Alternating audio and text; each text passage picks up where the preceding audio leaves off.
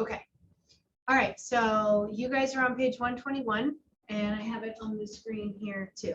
So let's talk about what a 5 is real quickly. Okay. Listen carefully. A 5 for the interpersonal email response maintains the exchange with a response that is clearly appropriate within the context of the task. So you've done what you've been asked to. You have answered all their questions, mentioned everything they've asked you to mention. Provides required information, responses to questions and requests for details with frequent elaboration.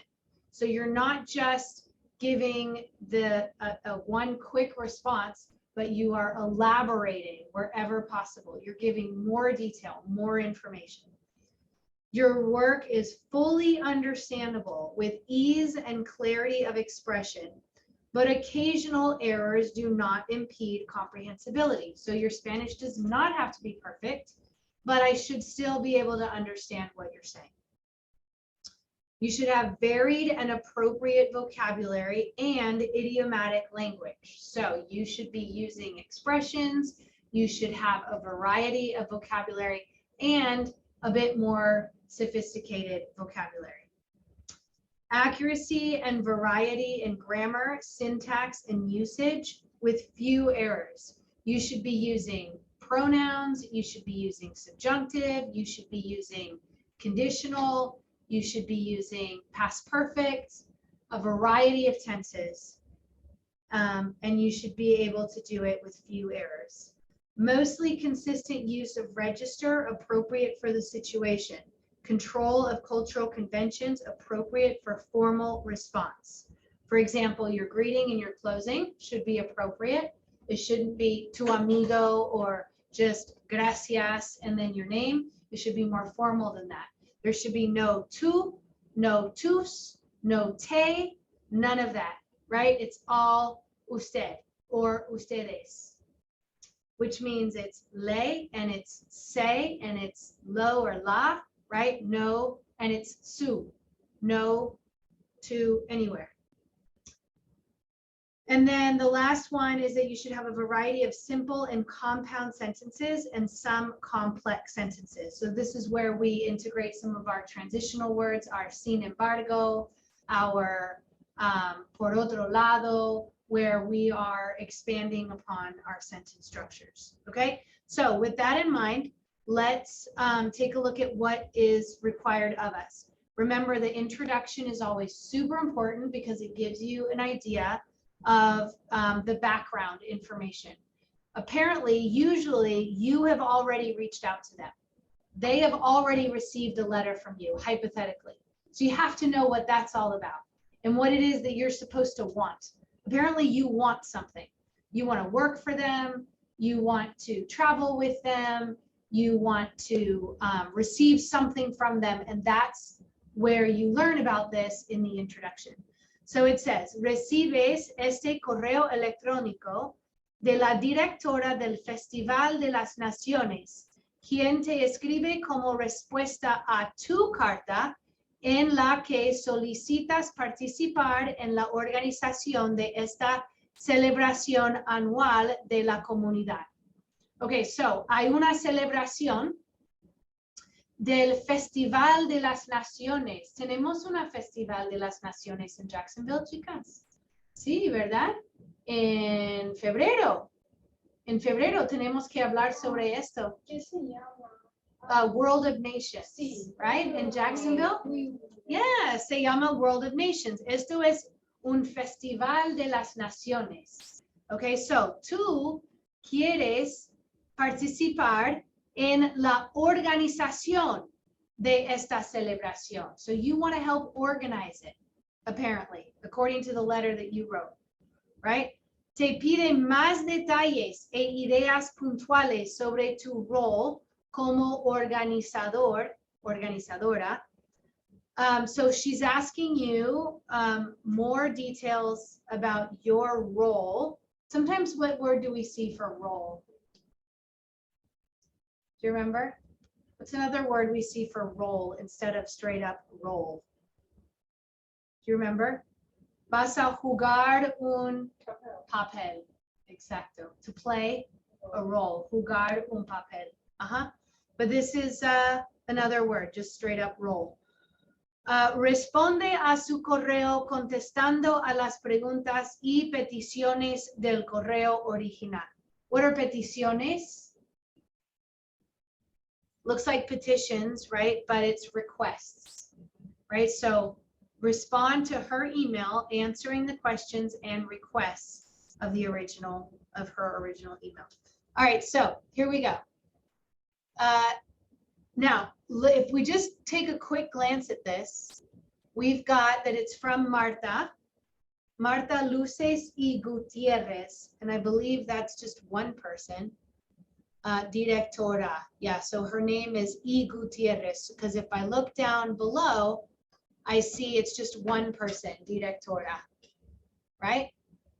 So she says, gracias por habernos escrito acerca de su interés en participar en nuestra celebración anual del Festival de las Naciones, patrocinado, that's sponsored by, el gobierno de nuestra comunidad. Gracias por habernos escrito. What does that mean? Thank you for having written us. If I say I have written, I would say yo he escrito. But you know how after por, after an infinitive, you have to use, after a preposition, you have to use the infinitive. See, so if you wanted to use this in your response, it's fantastic. Use it in every response, not just this one. Gracias por haber contactar, gracias por haberme contactado. So we still have to use the ido after haber, but in this instance, it's the infinitive. Gracias por haberme respondido. Gracias por haberme contactado. Gracias por haberme respondido tan rápido sobre mi petición de ayudar en organizar este festival. Okay, so this is great. You can use that with every letter. Thank you for having contacted me. Isn't that better than just gracias por responder? Isn't that that is what we call a compound structure, which is the last point in our whatchamacallit, scoring guidelines. It's a compound structure because it's a multi-verb verb, right? Gracias por haberme contactado. Gracias por haberme respondido. Everybody taking notes at home? Right? That's good stuff for every email.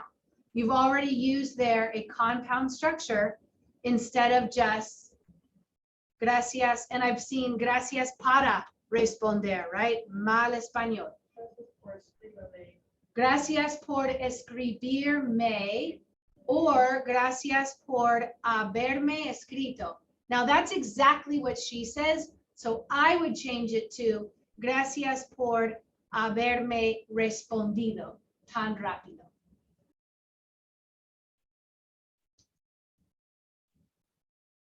All right, so now she gives us some information. This is really important because she might ask us, what part of the festivities do you want to take part in? Well, this is where we're going to get our information. So we need to focus on this part. Sometimes we just jump to the questions because we only have 15 minutes, but this is really important. Este año será la quinta vez que celebramos aquí este evento que conmemora las costumbres de la población diversa que vive en nuestra comunidad. So I would probably underline as I was reading this, conmemora las costumbres de la población diversa que vive en nuestra comunidad. That's what this thing does. It commemorates the customs of the diverse population living here in our community. Nosotros que organizamos la celebración Creemos que es importante que los miembros de las comunidades celebren subjunctive because we believe that it's important that. Anytime you have it's important that, it's going to trigger subjunctive. Los miembros de la comunidad celebren con orgullo. What does that mean? With pride. Yeah, they celebrate with pride. Las tradiciones de su herencia. That's some vocabulary you can use there. Not word for word, but we can use some of that, right? También esperamos que nuestro festival sea, we hope that, subjunctive, our festival is so successful, tan exitoso, como lo ha sido en años anteriores. Cuando usted nos escribió, nos dijo que quería participar, pero incluyó pocos detalles. So you told him you wanted to participate, but you didn't give very many details in how you want to participate. But we know how. How is it that you want to participate? What do you want to do, guys? It was in the intro. What do you want to do? You want to organize. You want to help organize. That means you want to work beforehand in preparing. Not that you want to run a booth, not that you want to greet the people the day of, but that you want to help beforehand. So we get points taken off if we did say that, because that's why it's important to read the.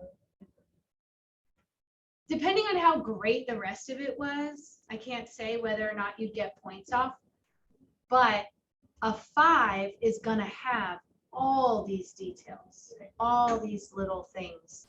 Because what it does is it shows me too, as the reader, not that just that you're good at Spanish, but that you understand Spanish. Because that's the thing about this test, it's very comprehensive because there's a level of intake as well, right? Okay, so let's hurry along a little bit here. Cuando usted nos escribió, nos dijo que, okay, como directora del evento, me gustaría que usted nos explicara más en detalle su aporte al festival. Aporte is your contribution. So detail your contribution. Now, this is not a direct question as bulleted down below, but it's something I have to address. So I'm going to underline that. I'm going to highlight that as I'm reading through this the first time. More information about how I can contribute. La única información que mencionó es que tiene experiencia trabajando en una de las panaderías locales, pero no explicó lo que hace en la panadería. Super important. You apparently have worked in a bakery, a local bakery, but you didn't explain what you do there. So there's another thing you have to tell them. This is a chance for you to say, yo he participado en hornear. Mi papá es dueño de una panadería. Make something up, but it's got to be in line with the task here. Le pido que nos diga si puede preparar algunas comidas o meriendas típicas. Can you prepare? And it's not a direct question. It's saying we're asking you to tell us if you're able to prepare some foods or typical snacks of any of the cultures that will be part of this festival. Does it have to be a Spanish-speaking culture? It does not. It does not. Like, pero hornear macaroon. Sí, macaroon, how do you say it? Macaroon. O croissant, pan de croissant. No importa. All right, so now here's more direct questions. Queremos tomar una decisión lo antes posible.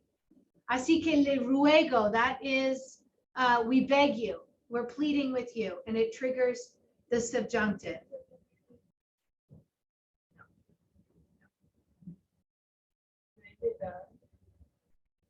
Se quiere ir a Starbucks. No, cuarentena es cuarentena.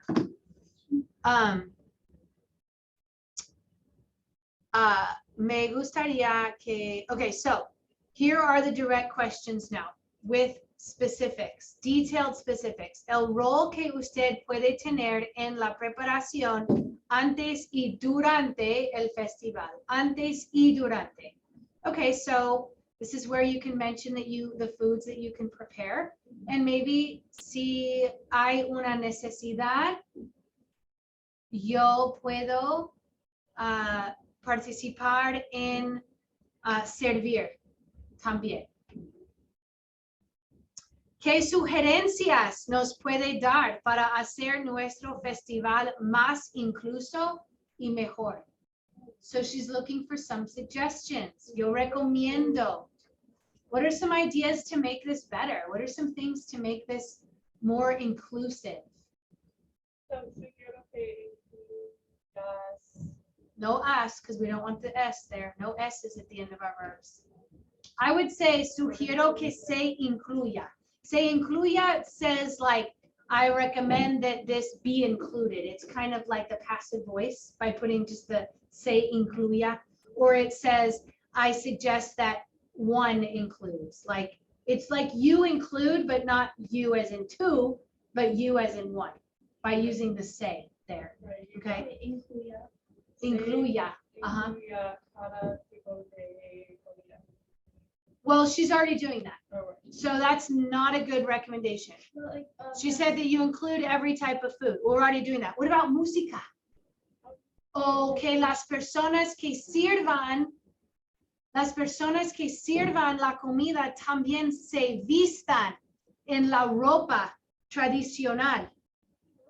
Eso sería, this would be, now I'm using conditional, eso sería una manera de ver la cultura, oír la cultura y comer la cultura.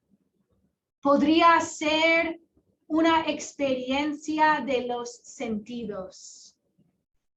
An experience of the senses. ¿Sí? Qué buena idea. Otra vez le doy las gracias por su interés en participar. Buscamos a personas que demuestren interés, bla, bla, bla. Cualquier pregunta que usted tenga, aquí estoy a su disposición para contestar. Okay, so I want a rough draft for tomorrow, okay? And chicas, I'm gonna have you take a picture and upload it or email it. Actually, upload it. I'll put on Canvas a spot for uploading because I want to do a little peer editing, help each other out. But you There's- want to write ours. I want you to write yours. There's a new category in Canvas this semester that is AP type activities, which means you get what you get and it's instead of a semester exam. So everyone will get a 5 out of 5 for this first entrance in that because I won't take your grade until it's a 5. I won't accept your email. You'll continue to redo it until it's a 5 and everyone will get 100 on this one. Okay?